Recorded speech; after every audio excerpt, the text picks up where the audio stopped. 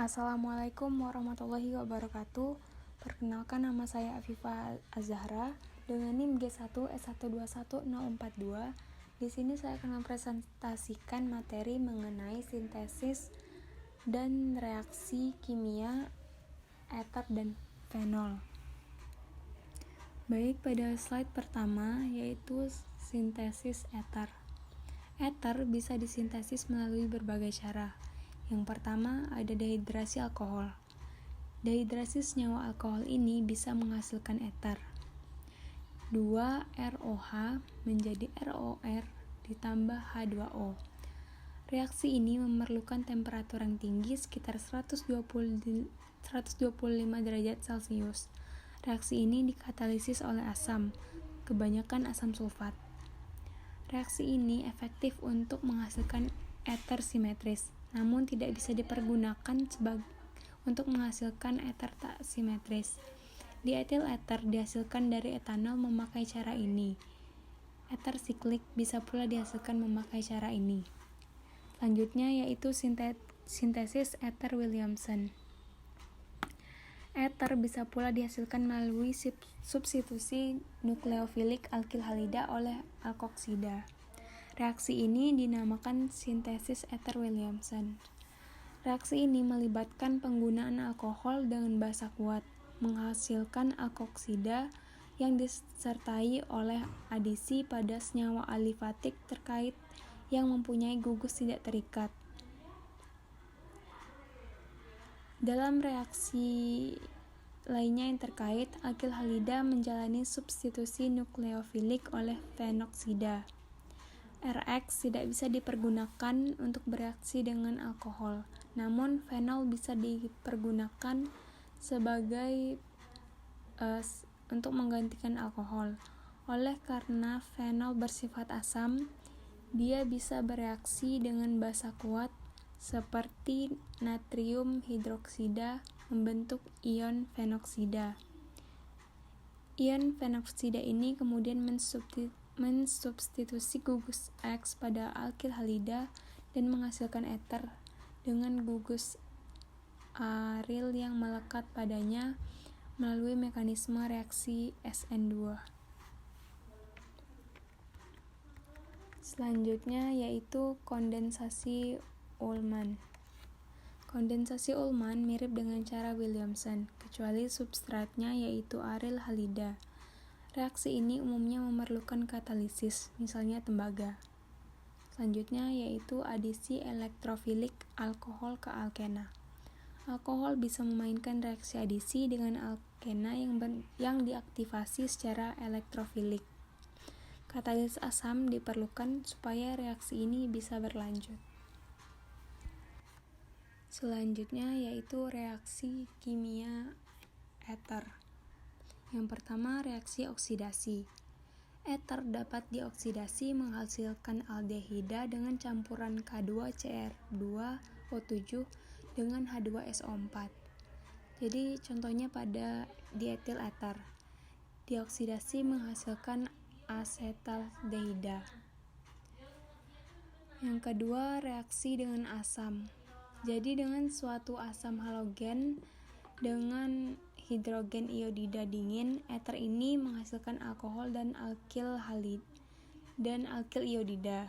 Sedangkan dengan iodida berlebih dan dalam keadaan panas, eter akan menghasilkan alkil iodida. Pada contoh, dietil eter dengan asam iodida dalam keadaan dingin akan menghasilkan suatu alkohol yaitu etanol dan alkil iodida. Kemudian, jika dia direaksikan dengan asam iodida berlebih dalam keadaan panas, maka eter menghasilkan etil iodida dan melepas H2O. Yang ketiga yaitu reaksi hidrolisis. Jadi reaksi ini terjadi bila eter dididihkan dalam air yang mengandung asam dan menghasilkan suatu alkohol. Contohnya dietil eter dihidrolisis dengan air yang mengandung H2SO4 dan menghasilkan suatu etanol. Selanjutnya, reaksi dengan halogen. Halogen dapat berupa klorin atau bromin. Dia dapat mensubstitusi atom H yang terikat pada atom C alfa. atau atom C yang berikatan dengan atom O dalam suatu eter. Pada contoh, ada dietil eter direaksikan dengan klorin.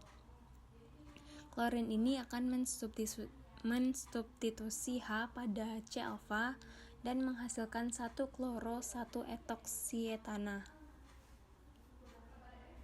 Selanjutnya yaitu sintesis fenol.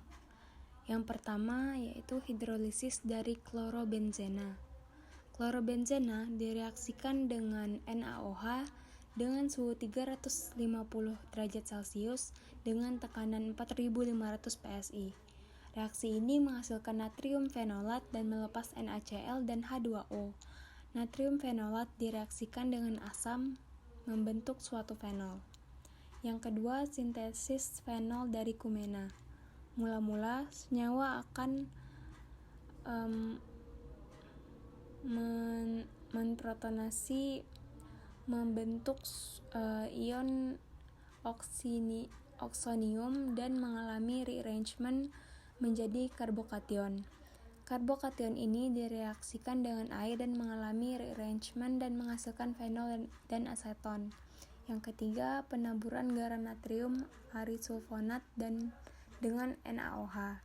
Mula-mula natrium fenil sulfonat dengan NaOH akan menghasilkan natrium fenolat yang akan melepas natrium sulfida dan H2O. Selanjutnya, dari natrium fenolat direaksikan dengan asam dan akan membentuk fenol dan melepas Na+. Selanjutnya, reaksi kimia fenol. Yang pertama yaitu reaksi asam basa fenol. Fenol larut dalam larutan NaOH, sedangkan alkohol dengan 6 atom karbon atau lebih tidak larut. Sebagian besar fenol tidak larut dalam larutan Na2HCO3, tapi asam karboksilat larut. Di bawah ini ada fenol dan NaOH, menghasilkan larutan natrium fenolat dalam bentuk aquos atau larutan. Yang kedua, reaksi oksidasi fenol. Fenol susah mengalami reaksi oksidasi karena gugus karbonil yang terbentuk akan mempengaruhi penstabilan aromatik. Namun pada 1,2-hidroksibenzena atau katekol dan 1,4-hidroksibenzena atau hidrokuinon dapat dioksidasi menjadi kuinon. Oksidasi berlangsung dengan bahan pengoksidasi Ag+ atau Fe3+. Berikut ini contohnya. Ini merupakan hidrokuinon. Ia melepas H+ dan membentuk ion fenoksida. 1 elektron lepas membentuk radikal fenoksi dan untuk gugus OH berikutnya mengalami siklus yang sama. Jadi dia melepas H+, kemudian melepas elektron, kemudian menjadi 1,2 benzokuinon. Yang ketiga, pembentukan eter. Fenol dapat diubah menjadi ester melalui reaksinya dengan alkil halida dalam larutan alkil. Khususnya untuk pembuatan metil eter digunakan dimetasulfat sebagai pengganti alkil halida. Berikut reaksinya. Jadi di sini awalnya fenol ini dengan basa dan ia menghasilkan ion fenolat. Ion fenolat ini bereaksi dengan alkil halida. Contohnya etil bromida. Kemudian membentuk etoksibenzena. Yang terakhir reaksi esterifikasi. Fenol dapat diubah menjadi ester melalui reaksinya dengan asam. Selain itu juga klorida asam dan anhidrida. Bila SR dari fenol dipanaskan dengan AlCl3 dalam pelarut CS2, maka gugus aslinya bermigrasi dari atom O fenolik ke posisi orto atau para dalam cincin, sehingga diperoleh suatu keton. Reaksi ini dikenal dengan penataan ulang Fries. Ini adalah reaksinya. Jadi fenol dengan anhidrida asam asetat, kemudian menghasilkan fenol asetat dengan asam asetat. Baik, sekian presentasi dari saya. Apabila ada kesalahan maupun kekurangan, saya mohon maaf. Saya tutup dengan wassalamualaikum warahmatullahi wabarakatuh.